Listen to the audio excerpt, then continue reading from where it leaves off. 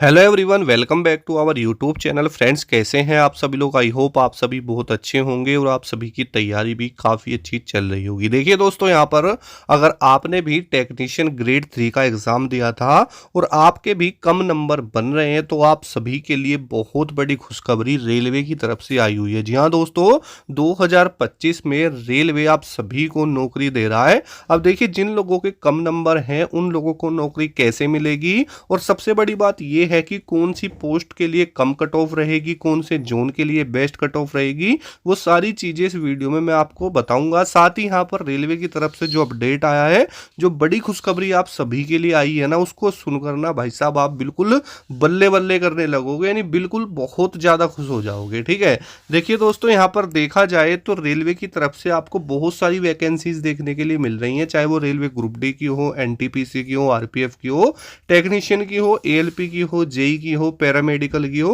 यानी बहुत सारी अलग अलग वैकेंसीज हैं। ठीक है, अब देखिए, ऐसे में जिन लोगों ने टेक्नीशियन ग्रेड 3 का एग्जाम दिया था और उनके थोड़े से कम नंबर बन रहे हैं, तो वो थोड़ी टेंशन में थे। मेरे पास कॉल भी आई थी कि सर मेरे 70 नंबर हैं, सर मेरे 65 नंबर हैं, मेरे 80 नंबर हैं, क्या मुझे नौकरी मिलेगी या नहीं मिलेगी, और कितनी रह सकती है एक्सपेक्टेड कट ऑफ। अगर कम कट ऑफ जाएगी तो उसके पीछे का क्या रीज़न है, और अगर ज़्यादा कट ऑफ जाएगी तो उसके पीछे का क्या रीज़न है। बेसिकली दोस्तों, किसी भी बात को डायरेक्टली नहीं कहा जाता, उसके पीछे के क्या कंक्लूजन होते हैं, निष्कर्ष होते हैं, साथ ही वो बात कही है तो किस किस वजह से कही है, उसके पीछे के क्या रीज़न है, वो सारी चीज़ें भी क्लियर होनी चाहिए। अब मैं आपको कुछ भी बोल दूं कि भाई कट ऑफ कम जाएगी, तो ऐसे थोड़ी मेरे कहने से कम चले जाएगी। भाई उसके पीछे के रीज़न क्या है, और रीज़न भी 100% रियल होने चाहिए। ऐसा नहीं कुछ भी आपको बता दिया। ठीक है, तो कोई भी चीज़ हो उसका कुछ ना कुछ मतलब होता है, और वो किसी ना किसी फैक्ट से या पॉइंट से जुड़ी होनी चाहिए। अब देखो, मैं आपको एक चीज़ समझाता हूँ। कोई भी भर्ती होती है, दो चीज पर उसकी कट ऑफ डिपेंड करती है। पहली तो उसमें कंपटीशन कितना है। अब जो ये कंपटीशन डिपेंड करता है, ये किस पर डिपेंड करता है? आपकी वैकेंसी पर। और दूसरा दोस्तों, एग्जाम लेवल पर। ठीक है, दूसरा किस पे डिपेंड करता है? आपका सिलेक्शन प्रोसेस पर। अब जैसे यहाँ पर आपका टेक्नीशियन ग्रेड 3 है, तो इसका जो एग्जाम लेवल है वो भी इजी टू मॉडरेट रहा है, और वैकेंसी भी लगभग दोस्तों 14,000 के समथिंग में है, जो कि आईटीआई और पीसीएम वालों दोनों के लिए रहेंगी। अगर देखा जाए तो लगभग यहाँ पर कंपटीशन ठीक ठाक है, वैकेंसी भी ठीक है, लेकिन एग्जाम लेवल इजी होने की वजह से आज हम बात करने वाले हैं रेलवे ग्रुप डी की बेस्ट बुक के बारे में, जो कि चक्षु पब्लिकेशन की है। दोस्तों देखिए, अगर आप भी 2025 में रेलवे ग्रुप डी में सिलेक्शन लेना चाहते हैं ना, तो सबसे बड़ी बात तो ये है, सारी तैयारी एक तरफ और प्रीवियस ईयर जो चीज़ें आई हैं ना, उनको बढ़ना एक तरफ।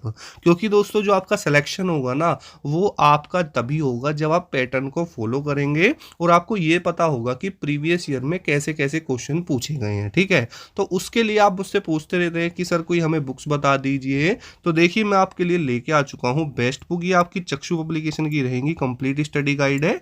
इस किताब के अंदर आपको जितनी भी चीज़ें प्रीवियस ईयर की है ना, चैप्टर वही, वो सारी मिल जाएंगी। साथ ही एमसीक्यू बेस्ड क्वेश्चन मिलेंगे प्रैक्टिस के लिए।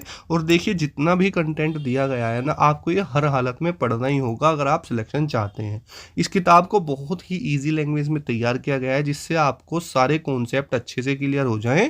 और मतलब इस किताब को बनाया ही इस तरीके से गया है कि सिलेक्शन हो आपका। नहीं, अगर आप इसको पढ़ रहे हो, इसमें समय दे रहे हो ना, तो भाई यहाँ से आपको रिजल्ट भी देखने के लिए मिलेगा।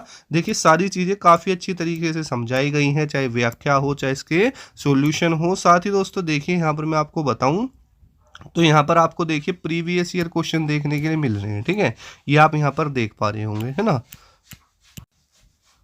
देखिए दोस्तों, यहाँ पर चक्षु पब्लिकेशन की रेलवे की हर सब्जेक्ट की बुक आती है प्रीवियस ईयर चैप्टर वाइज, चाहे आपका मैथ्स हो, चाहे रेलवे रीजनिंग हो, सामान्य ज्ञान हो। साथ ही आप अपनी तैयारी को जांचने के लिए चक्षु पब्लिकेशन का प्रैक्टिस सेट भी ले सकते हैं, जिससे आपकी तैयारी और भी ज़्यादा मजबूत होगी। इन बुक्स की लिंक मैंने नीचे डिस्क्रिप्शन बॉक्स में दे रखी है।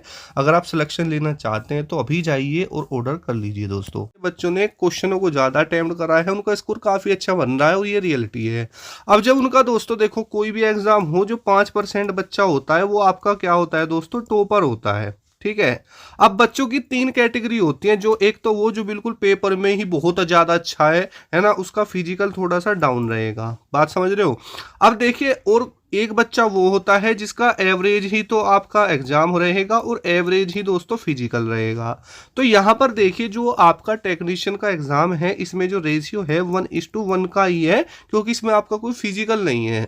तो इसलिए यहाँ पर जो ये 5% टॉपर बच्चा है ना, इसी का इसमें सिलेक्शन हो जाता है। और ये सबसे बड़ी बात है कि इसकी जो कट ऑफ है वो हाई रहेगी। बात को समझ रहे हो?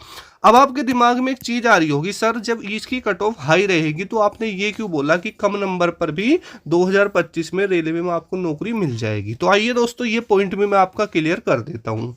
बेसिकली देखिए देखिए दोस्तों, यहाँ पर जितने भी 10th पास स्टूडेंट हैं उन सभी के लिए यहाँ पर एक वैकेंसी आई हुई है ग्रुप डी की। बात को ध्यान से समझ लेना जो मैं आपको समझाऊंगा। टेक्नीशियन की जो कट ऑफ है वो भी यहीं से क्लियर हो जाएगी। अब देखिए यहाँ पर इसकी जो एज लिमिट है वो 18 से 36 है। 3 साल की छूट इसमें कोविड-19 की वजह से दी है।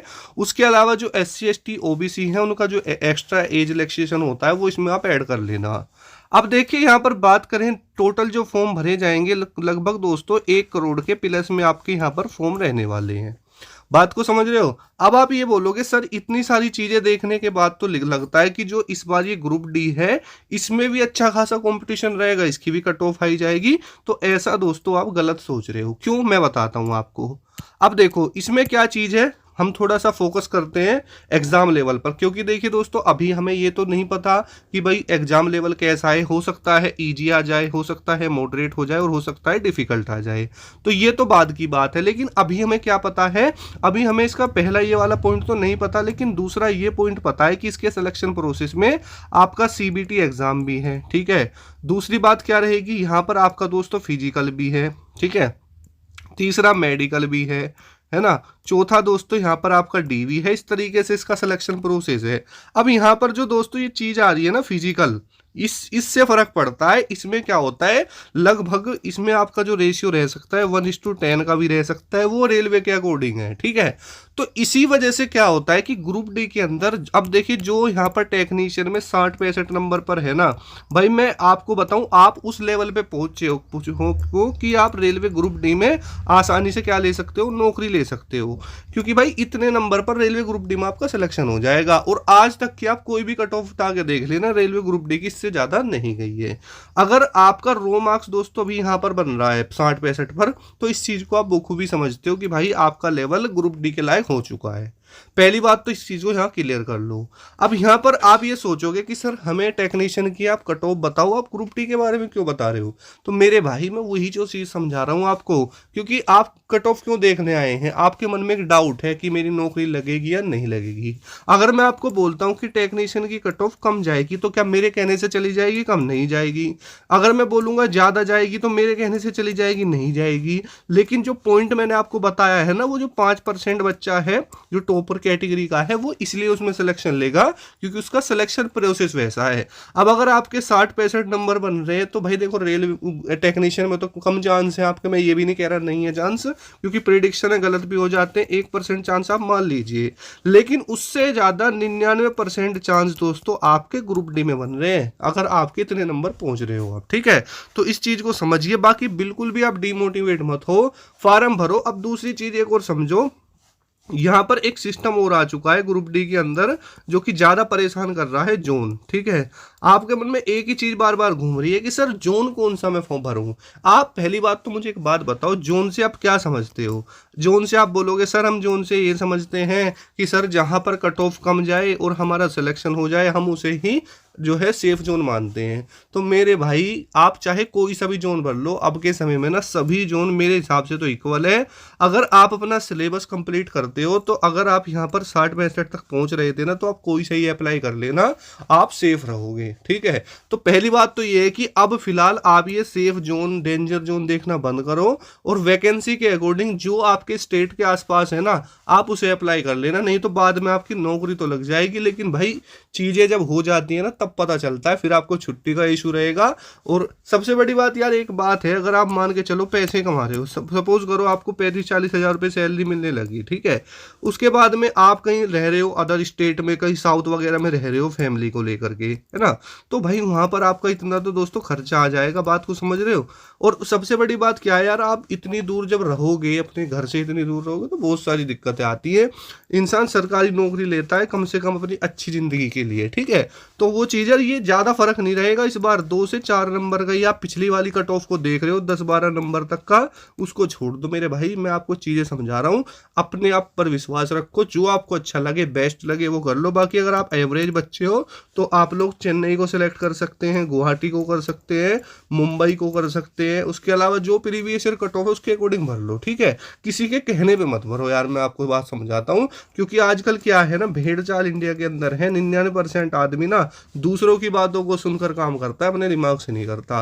अगर आप 1% भी अपना दिमाग से काम करो ना तो भाई आपका सिलेक्शन हो जाए, ठीक है। बाकी दोस्तों कमेंट सेक्शन में जरूर बताना कि आपने कहाँ से अप्लाई किया है और जो भी डाउट है। बाकी देखो देखो दोस्तों, टेक्नीशियन की कट ऑफ अच्छी खासी रहेगी पीसीएम में, जहाँ तक मुझे लगता है लगभग दोस्तों 80 के अप्रोक्स में अगर आ है, और जो है आईटीआई वाले लगभग दोस्तों 70-75 के आसपास, ठीक है।